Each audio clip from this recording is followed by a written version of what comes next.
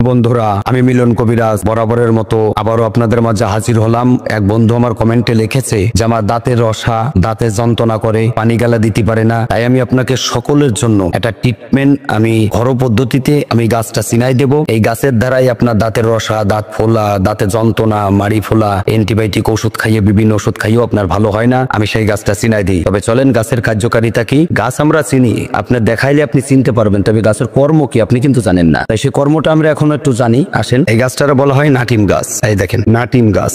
এই যে নাটিম গাছটা, বুড়োইল গাছ যাকে বলে, যে নামে চেনেন, এই নাটিম গাছটার যদি ফল হয় তাহলে কুচি কুচি করে কাইটে আপনি রোদ দিয়ে শুকাইয়ে পাউডার বানাইয়ে তারপরে খাপড়াই করে ভাইজে আপনি গুঁড়ো করে ছাই বানাইয়ে আপনি ওইটাতে যদি সকাল বিকাল 2-4 দিন মোটে দাঁত মাজতে পারেন, দাঁতের রসা, দাঁত ফোলা, দাঁতের যন্ত্রণা কেটে যাবে। এবার যদি আপনি ফল না পান তাহলে এই গাছের ছালটারে চাইছে উঠাবেন, কিন্তু তেতো। আর এতে কিন্তু হেয়ার ডাইল দিয়ে যদি আপনি দাঁতও মাজেন তাও আপনার দাঁত রসা, দাঁত ফোলা, দাঁতে যন্ত্রণা যাবে। যদি আপনি এই ছালটা উঠাইয়ে আপনি খাপড়াই ভাইজে গুঁড়ো করে দাঁত মাজতে পারেন, দাঁতে জ্বালা, দাঁতে যন্ত্রণা, ফোলা, টেমা